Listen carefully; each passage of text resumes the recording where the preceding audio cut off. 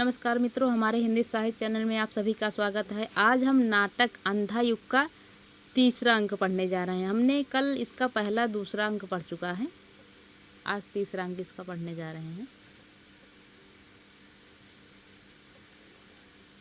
अश्वत्थामा का अर्धसत्य। अश्वत्थामा का अर्थशास्त्र में कथा गायन। संजय का रथ जब नगर द्वार पहुंचा तब रात ढल रही थी। हारी कौरव सेना कब लौटेगी यह बात चल रही थी। संजय से सुनते सुनते युद्ध कथा तब रात ढल रही थी। हारी कौरव सेना कब लौटेगी यह बात चल रही थी। संजय से सुनते सुनते युद्ध कथा हो गई सुबह पाकर यह गहन व्यथा गांधारी पत्थर थी। उस श्रीहत मुख पर जीवित मानव का कोई चिन्ह न था। दोपहर होते होते हिल उठा नगर। खंडित रथ टूटे छकड़ों पर लद कर थे लौट रहे ब्राह्मण, स्त्रियां, चिकित्सक, विधवाएं, बौने, बूढ़े, घायल, जर्जर। जो सेना रंग बिरंगी ध्वजा उड़ाते दौड़ते हुए धरती को गगन कपाते थी गई युद्ध को 18 दिन पहले उसका यह रूप हो गया आते आते। पर्दा उठता है, प्रहरी खड़े हैं, विदुर का सहारा लेकर धृतराष्ट्र प्रवेश करते हैं। धृतराष्ट्र, देख नहीं सकता हूँ पर मैंने छू छू कर अंग भंग सैनिकों को देखने की कोशिश की। बाह के पास से हाथ कट जाता है। बाह के पास से हाथ जब कट जाता है लगता है कैसा जैसे मेरे सिंहासन का हत्था है। विदुर, महाराज यह सब सोच रहे हैं आप? धृतराष्ट्र, कोई खास बात नहीं, सिर्फ मैं संजय के शब्दों से सुनता आया था जिसे आज उसी युद्ध को हाथों से छू छू कर अनुभव करने का अवसर पाया है। इसी बीच में एक पंगु गूंगा सैनिक घिसटता हुआ आता है। विदुर के पांव पकड़कर उसे अपनी ओर आकर्षित करता है। चिल्लू से संकेत कर पानी मांगता है।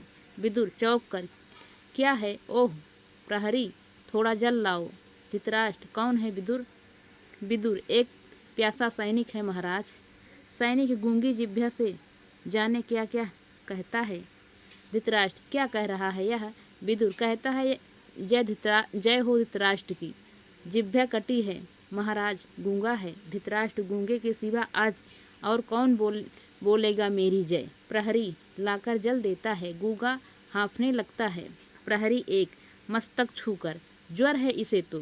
धृतराष्ट्र, पिला दिया जल इसको, कह दो विश्राम करे इधर कहीं। गूंगा पीछे जाकर आंख मूंद कर पड़ रहता है। वस्त्र इसे दो लाकर माता गंधारी से। प्रहरी, माता गंधारी आज दान गृह में है ही नहीं। विदुर, उनकी आंखों में आंसू भी नहीं है, न शोक है न क्रोध है। जड़वत पत्थर सी वे बैठी हैं सीढ़ी पर, नेपथ्य में शोरगुल। धृतराष्ट्र, प्रहरी जाकर देखो कैसा है शोर वह।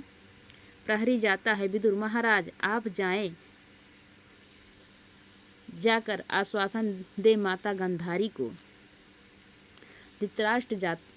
धृतराष्ट्र कहता है, धृतराष्ट्र बोलता है जाओ, तो प्रहरी जो है कहता है जाता हूँ। संजय भी नहीं है वहाँ। पता नहीं भीम और दुर्योधन के अंतिम द्वंद्व युद्ध का वह क्या समाचार लाए आज। शोर बढ़ता है। विदुर, महाराज आप जाएं। धृतराष्ट्र दूसरे प्रहरी के साथ जाते हैं। कैसा है शोर? यह प्रहरी लौटता है, फैल गया है। प्रहरी, पूरे नगर में अचानक आतंक त्रास। विदुर, क्यों? प्रहरी एक, अपनी हारी घायल सेना के साथ साथ कोई विपक्षी योद्धा भी चला आया है। नगर में अस्त्रों से सज्जित है दैत्याकार योद्धा। वह जनता कहती है वह नगरी को लूटेगा। दूसरी प्रहरी लौट जाता है। विदुर, छी, यह सब मिथ्या है, मैं खुद जाकर उसको देखूंगा, रक्षा करो तुम। राज कक्ष की जाते हैं। प्रहरी दो, क्या तुमने देखा था अपनी आंखों से उस योद्धा को? प्रहरी एक, मायावी है वह, रूप धारण करता है, नित नए नए। बंद कर दिया जब रक्षकगण ने नगर द्वार धारण कर रूप एक गिद्ध का उड़कर चला आया और लगा खाने छत पर सोए बच्चों को बंद नगर द्वारों के ऊपर से। प्रहरी 2 बंद करो जल्द से द्वार पश्चिम के। प्रहरी 1 भय से वह देखो। प्रहरी 2 भय से क्या है? प्रहरी 1 वह आया। प्रहरी 2 छिपो इधर छिपो। दोनों पीछे छिपते हैं। वह एक साधारण योद्धा का प्रवेश। युजुत्सु डरने में उतनी यातना नहीं है जितनी वह होने में, जिससे सबके सब केवल भय खाते हो। वैसा ही मैं हूँ आज। ये है महल, मेरे पिता मेरी माता का, लेकिन कौन जाने यहाँ स्वागत हो मेरा एक जहर बुझे भाले से। प्रहरी 1 ये तो युत्सु है, पुत्र धृतराष्ट्र के युद्ध में लड़े जो युधिष्ठिर के पक्ष में। युत्सु मेरा अपराध सिर्फ इतना है, सत्य पर रहा मैं द्रोण भीष्म सबके सब महारथी नहीं जा सके दुर्योधन के विरुद्ध। फिर भी मैंने कहा पक्ष मैं असत्य का नहीं लूँगा। मैं भी हूँ कौरव, पर सत्य बड़ा है कौरव वंश से। प्रहरी 2 निश्चय युत्सु है, लगता है लौटे हैं घायल सेना के साथ। युत्सु मैं भी सह लेता यदि सब उच्छृंखला दुर्योधन की। आज मुझे इतनी घृणा तो ना मिलती। अपने ही परिवार में माता खड़ी होती, बाह फैलाए, चाहे पराजित ही मेरा माथा होता। विदुर आते हैं, ढूंढ रहा हूँ कब से तुमको युत्सु वत्स। अच्छा किया तुम जो वापस चले आए। प्रहरी जाओ जाकर माता गांधारी को सूचित करो। पुत्र शोक से पीड़ित माता तुम्हें पाकर शायद दुख भूल जाएं। युत्सु पता नहीं मेरा दुख भी देखेंगी या नहीं। विदुर ऐसा मत कहो, कौरव पुत्रों की इस कलुषित कथा में एक तुम हो केवल। युत्सु जिसका माथा गर्वोन्नत है, कटुता से हंसकर, इसीलिए देखकर मुझे आता बंद कर लिए पट नागरिकों ने। सबने कहा वह है मायावी, शिशुभक्षी, दैत्याकार, गिद्धवत।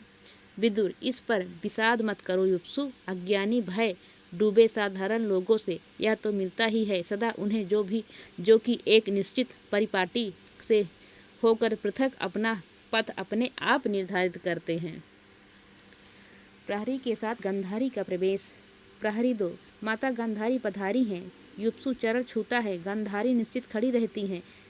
विदुर माता ये है युत्सु चरण छू रहे हैं, इनको आशीर्वाद दो। गांधारी क्षण भर चुप रहकर उपेक्षा से पूछो विदुर इससे कुशल से है। युत्सु और विदुर चुप रहते हैं। बेटा भुजाएं ये तुम्हारी पराक्रम भरी थकी तो नहीं अपने बंधुओं का वध करते करते? चुप। पांडव के शिविरों के वैभव के बाद तुम्हें अपना नगर तो श्रीहत्सा लगता होगा। चुप। युत्सु चुप रहता है। चुप क्यों हो? थका हुआ होगा यह। विदुर इसे फूलों की सैया दो। कोई पराजित दुर्योधन नहीं है, वह सोए जो जाकर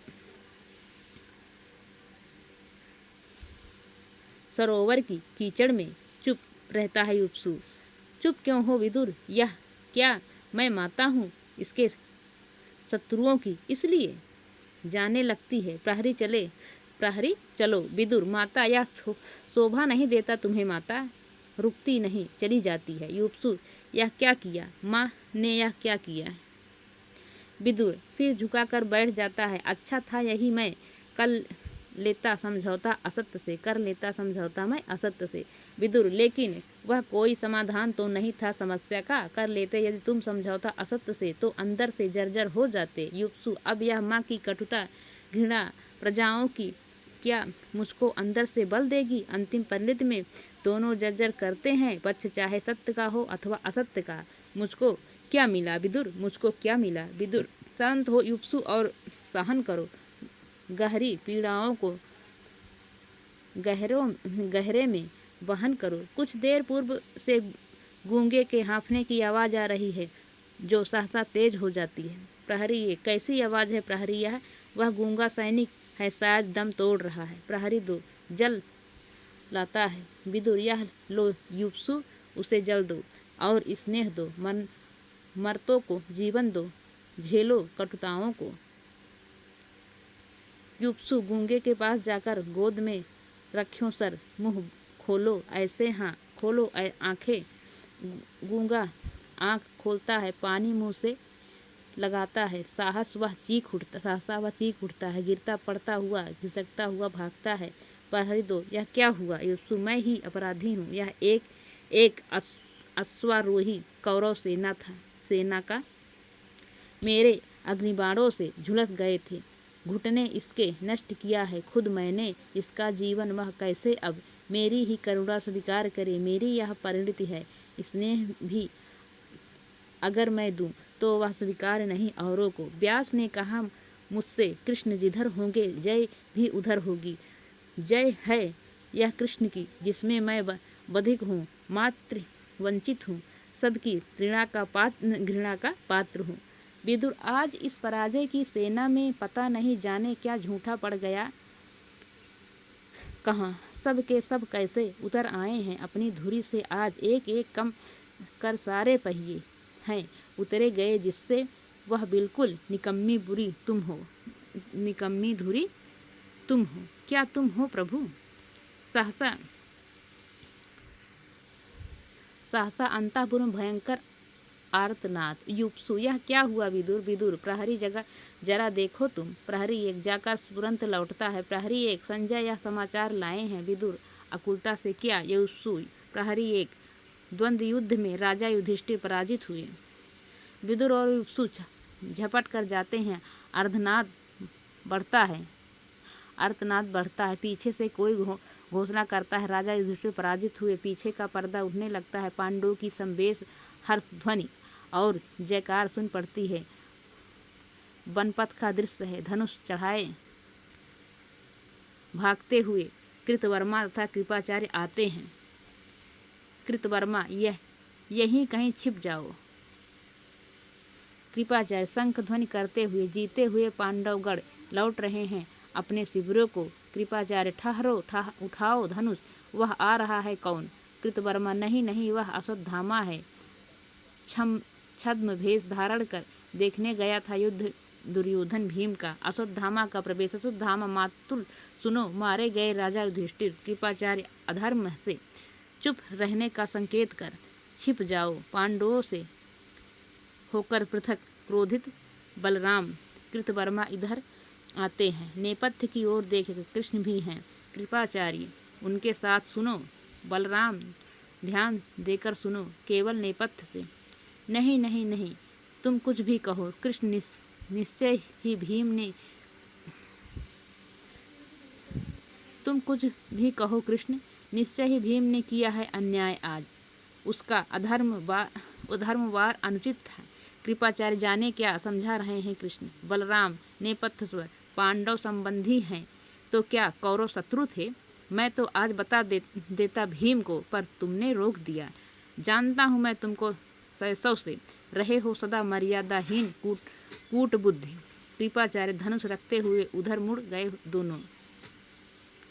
बलराम नेपथ्य स्वर, दूर जाता हुआ, जाओ हस्तिनापुर, समझाओ गांधारी को, कुछ भी करो कृष्ण, लेकिन मैं कहता हूँ सारी तुम्हारी कूट बुद्धि और प्रभुता के बावजूद शंख ध्वनि करते हुए अपने शिविरों को जो जाते हैं पांडवगढ़, वे भी निश्चय मारे जाएंगे अधर्म से। अश्वत्थामा दोहराते हुए, वे भी निश्चय मारे जाएंगे अधर्म से। कृपाचार्य, वत्स किस चिंता में लीन हो, वे भी निश्चय ही मारे जाएंगे अधर्म से। अश्वत्थामा, सोच लिया मातुल, मैंने बिल्कुल सोच लिया, उनको मैं मारूंगा, मैं अश्वत्थामा उन नीचों को मारूंगा। कृतवर्मा व्यंग से, जैसे तुमने मारा था वृद्ध याचक को। अश्वत्थामा चिढ़कर, हाँ बिल्कुल वैसे ही, जब तक निर्मूल नहीं कर दूंगा मैं पांडव वंश को। कृतवर्मा, लेकिन अश्वत्थामा, पांडव पुत्र बूढ़े नहीं हैं, निहत्थे भी नहीं हैं, अकेले भी नहीं हैं। खत्म हो चुका है यह लज्जाजनक युद्ध। अपनी अर्धमुक्ति उज्ज्वल वीरता कहीं और आजमाओ। हे पराक्रम सिंधु। अश्वत्थामा, प्रस्तुत हूँ उसके लिए भी मैं। कृतवर्मा, व्यंग मत करो, उठाओ शस्त्र, पहले तुम्हारा करूँगा वध, तुम जो पांडवों के हितैषी हो। कृपाचार्य, अश्वत्थामा, रख दो शस्त्र, पागल हुए हो क्या? कुछ भी मर्यादा बुद्धि तुम में क्या शेष नहीं? अश्वत्थामा, सुनते हो पिता, मैं इस प्रतिहिंसा में बिल्कुल अकेला हूँ। तुमको मारा धृष्टद्युम्न ने अधर्म से, भीम ने दुर्योधन को मारा अधर्म से। दुनिया की सारी मर्यादा बुद्धि केवल इस निपट अनाथ अश्वत्थामा पर ही लादी जाती है। कृपाचार्य, बैठो, इधर बैठो वत्स। हम सब हैं साथ तुम्हारे इस प्रतिहिंसा में, किंतु यदि छिप कर आक्रमण के सिवा कोई दूसरा पथ निकल आए। अश्वत्थामा, दूसरा पथ? पांडवों ने क्या कोई दूसरा पथ छोड़ा है? पांडवों की मर्यादा मैंने आज देखी द्वंद्व युद्ध में, कैसे अर्धयुक्त बार से दुर्योधन को नीचे गिरा दिया। भीम ने टूटी जांघों, टूटी कोहनी, टूटी गर्दन वाले दुर्योधन के माथे पर रखकर पांव पूरा बोझ डाले हुए भीम ने बाहें फैलाकर पशुवत घोर नाद किया। कैसे दुर्योधन की दोनों कनपटियों पर दो दो नसें सहसा फूली और फूट गई। कैसे होंठ खिंच आए, टूटी हुई जांघों में एक बार हरकत हुई। आंखें खोल दुर्योधन ने देखा अपनी प्रजाओं को। कृपाचार्य, बस करो अश्वत्थामा, शायद तुम्हारा ही पथ एकमात्र संभव पथ है। अश्वत्थामा, मातुल, फिर तुमको शपथ है, मत देर करो। शायद अभी जीवित है दुर्योधन, उनके सम्मुख मुझको घोषित कर दो तुम सेनापति, मैं पथ ढूंढूंगा प्रतिशोध का। कृपाचार्य, चलो। कृतवर्मा, तुम भी चलो। कृतवर्मा, नहीं, मुझे रहने दो, जाओ तुम। कृपाचार्य और अश्वत्थामा जाते हैं। कृतवर्मा चले गए। दोनों, कायर नहीं हूँ मैं, दुख है मुझे भी दुर्योधन की हत्या का, किंतु यह कैसा बीभत्स आडंबर है। हड्डी हड्डी जिसकी टूट गई है, वह हारा हुआ दुर्योधन करेगा नियुक्ति इस पागल को सेनापति, जिसका सेना में है शेष बचे केवल दो, जिसकी सेना में है शेष बचे केवल दो। बूढ़े कृपाचार्य और कायर कृतवर्मा,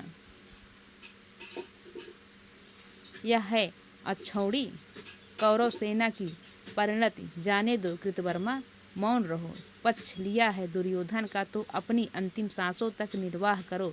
अकेले कृपाचार्य का प्रवेश। आ गए कृपाचार्य। कृपाचार्य, देख नहीं सका मैं और देर तक वह भयानक दृश्य। कोटर से झांक रहे थे दो खूंखार गिद्ध, इस झाड़ी से उस झाड़ी में थे घूम रहे गीदड़ और भेड़िए, जीभें निकाले लोलुप नेत्रों से देखते हुए अपलग राजा दुर्योधन को। कृतवर्मा व्यंग से, फिर कैसे सेनापति अश्वत्थामा का अभिषेक हुआ? कृपाचार्य बोले, वे कृपाचार्य, तुम हो विप्र, यहाँ जल नहीं है, तुम श्वेत जल से ही कर दो अभिषेक वीर अश्वत्थामा का। कैसे उठाऊं हाथ अपना आशीष को, झूल गई हैं बाहें कंधों के पास से। मैंने निर्जीव हाथ उनका उठाया आशीर्वाद मुद्रा में, किंतु घोर पीड़ा से आशीर्वाद के बजाय हृदय विदारक स्वर में वे चीख उठे। अश्वत्थामा प्रवेश करते हुए, पर जीवित रहेंगे वे, उन्होंने कहा है। अश्वत्थामा, जब तक प्रतिशोध का ना दोगे संवाद मुझे, तब तक जीवित रहूंगा मैं, चाहे मेरे अंग अंग ये सारे वन पशु चबा जाएं। सुनते हो कृतवर्मा, कल तक मैं लूंगा प्रतिशोध, सेना यही छोड़ जाए तब भी अकेला मैं। सेना यदि छोड़ जाए तब भी अकेला मैं। कृतवर्मा लेटते हुए, मैं भी तुम्हारे साथ। सेनापति ऊब की जमुहाई। कृपाचार्य, अब तो कम से कम विश्राम हमें करने दो। अश्वत्थामा नए स्वर में, सो जाओ आज रात सैनिक गढ़, कल सेनापति अश्वत्थामा बतलाएगा तुमको क्या करना है। कृतवर्मा, कृपाचार्य विश्राम करते हैं। अश्वत्थामा धनुष लेकर पहरा देता है। अश्वत्थामा कितना सुनसान हो गया है वन। जाग रहा हूँ केवल मैं ही यहाँ, इमली के, बरगद के, पीपल के पेड़ों की छायाएं सोई हैं। धीरे धीरे स्टेज पर अंधेरा होने लगता है। वन में सियारों का रोदन, पशुओं के भयानक स्वर बढ़ते हैं। स्टेज पर बिल्कुल अंधेरा, केवल अश्वत्थामा के टहलते हुए आकार का भास होता है। सहसा कर्कश कौवे का स्वर दाईं ओर से, बिल्कुल काले काले काले कपड़े पहने कौवे की मुखाकृति का एक नर्तक शिशु आता है। पंख खोलकर मड़ाता है और 2 बार स्टेज पर चक्कर लगाकर घुटनों के बल झुककर कंधों पर चिबुक रखकर पक्षियों की सोने की मुद्रा में बैठ जाता है। इस बीच में अश्वत्थामा पर बिल्कुल प्रकाश नहीं पड़ता। एक नीली प्रकाश रेखा इसी पर पड़ती है। फिर स्वर तेज होता है और बाईं ओर बिल्कुल श्वेत वसनधारी एक उल्काकृति वाला तेज पंजों वाला नर्तक शिशु आता है। कौवे को देखता है, सावधान होता है, फिर उल्लसित होकर पंजे तेज करता है, पंख फड़फड़ाता है, फिर नई मुद्राओं में बराबर आक्रमण करने का अभिनय करता है नई मुद्राओं में। एक प्रकाश अश्वत्थामा पर भी पड़ता है, जो स्तब्ध कौतूहल से इस घटना को देख रहा है। कौवा एक बार अलसाई करवट लेता है और उल्लूक को देखकर भी बिना ध्यान दिए सो जाता है। उल्लूक पहले सहम जाता है। उसे सोया देखकर 2 एक बार सावधानी से आजमाता है कि कहीं कौवा सोने का नाटक तो नहीं कर रहा है। फिर सहसा उस पर टूट पड़ता है। भयानक रव, कोलाहल, चित्कार दोनों गुत्थे रहते हैं, बिल्कुल अंधकार। फिर प्रकाश, कौवे के कुछ टूटे हुए पंख और उल्लूक के पंजे रक्त में लथपथ। उल्लूक उन पंखों को उठाकर नृत्य करता है, बदहोल्लस का तांडव। एक प्रकाश अश्वत्थामा पर सहसा उसकी मुखाकृति बलवती है और वह जोर से अट्टहास कर पड़ता है। उल्लूक घबरा कर रुक जाता है, देखता है अश्वत्थामा अट्टहास करता हुआ उसकी ओर बढ़ता है। उल्लूक कटे पंख उसकी ओर फेंक कर भागता है। अश्वत्थामा कटा पंख हाथ में लेकर उल्लास से चीखता है, अश्वत्थामा मिल गया, मातुल मुझे मिल गया। प्रकाश होता है, वह रक्त सना कटा पंख हाथ में लिए उछल रहा है। दोनों योद्धा चौंक कर उठते हैं और कृतवर्मा घबरा कर तलवार खींच लेता है। कृपाचार्य, क्या मिल गया? वत्स अश्वत्थामा, मातुल सत्य मिल गया बर्बर अश्वत्थामा को। कृतवर्मा, यह घायल कटा पंख। अश्वत्थामा, जैसे युधिष्ठिर का अर्ध सत्य घायल और कटा हुआ। कृपाचार्य, कहाँ जा रहे हो तुम? अश्वत्थामा, पांडव शिविर की ओर। नींद में निहत्थे अचेत पड़े होंगे सारे विजयी पांडव गण। अपना कमरबंद कसता है। कृपाचार्य, अभी? अश्वत्थामा, बिल्कुल अभी। वे सब अकेले हैं। कृष्ण गए होंगे हस्तिनापुर गांधारी को समझाने। इससे अच्छा अवसर आखिर मिलेगा कब? कृतवर्मा, यह सेनापति का आदेश है। अश्वत्थामा, बिना सुने तुमने कहा था, नरो वा कुंजरो वा कुंजर की भांति मैं केवल पदाघातों से चूर करूँगा धृष्टद्युम्न को। पागल कुंजर से कुचली कमल कली की भांति छोड़ूंगा नहीं उत्तरा को भी, जिसमें गर्भित है अभिमन्यु पुत्र, पांडव कुल का भविष्य। कृपाचार्य, नहीं, यह मैं नहीं होने दूंगा।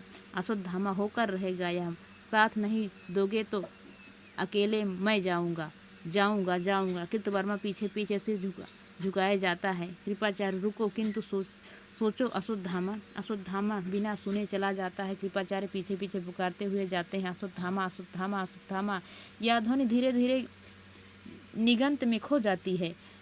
3 रथों की गरगराहट और घोड़ों की टापें शेष बचती हैं। पर्दा गिरता है। अंतराल पंख, पहिए और पट्टियां हैं। इस नाटक में तीसरे और चौथे अंक के बीच में अंतराल है। अंतराल का नाम पंख, पहिए और पट्टियां हैं। वृद्ध याचक प्रवेश करता है। स्टेज पर मकड़ी के जालों जैसी प्रकाश रेखाएं और कुछ प्रेतलोक सा वातावरण। पहले मैं झूठा भविष्य था, वृद्ध याचक था, अब मैं प्रेतात्मा हूँ। अश्वत्थामा ने मेरा वध किया था। जीवन एक अनवरत प्रवाह है और मौत ने मुझे बाँह पकड़कर किनारे खींच लिया है और मैं तटस्थ रूप से किनारे पर खड़ा हूँ और देख रहा हूँ कि यह युग का अंधा समुद्र है, चारों ओर से पहाड़ों से घिरा हुआ और दर्रों से और गुफाओं से उमड़ते हुए भयानक तूफान चारों ओर से उसे मथ रहे हैं और उस बहाव में मंथन है, गति है, किंतु नदी की तरह सीधी नहीं, बल्कि नागलोक के किसी गह्वर में सैकड़ों केचुए चढ़े अंधे सांप एक दूसरे से लिपटे हुए, आगे पीछे ऊपर नीचे। दूसरे रथ की ध्वनि, हाँ दूसरा रथ, जिसकी गति को मैं तो क्या कृष्ण भी रोक नहीं पाए हैं। यह रथ है मेरे बधिक अश्वत्थामा का। कौवे के कटे पंख सी काली रक्त रंगी घृणा है, भयानक उसकी अदम्य। मोर पंख उससे हारेगा या जीतेगा। घृणा के उस नए कातिल नाग का दमन अब क्या कृष्ण कर पाएंगे। रथ की ध्वनियाँ तेज होती है, रथ बढ़ते जाते हैं। मैं हूँ असक्त, कथा की गति अब मेरे बांधे नहीं बनती है। कृष्ण का रथ पीछे छूटा जाता है अंधियारे में। वह देखो, अश्वत्थामा का रथ पांडव शिविर में पहुँच गया। आह, यह है कौन? विराट काय दैत्य पुरुष अंधकार में अश्वत्थामा के सम्मुख काली चट्टानों सा पड़ा हुआ इस तरह घबरा कर हथेलियों से आंखें बंद कर लेता है जैसे वह कुछ बहुत भयानक देख रहा है। नेपथ्य से भयानक गर्जन। फिर चौथा अंक शुरू होता है, गंधारी का श्राप। कथा गायन वे अब इसको कल पढ़ेंगे, आज इतना बहुत हो गया। चौथा अंक, पांचवा अंक कल समाप्त।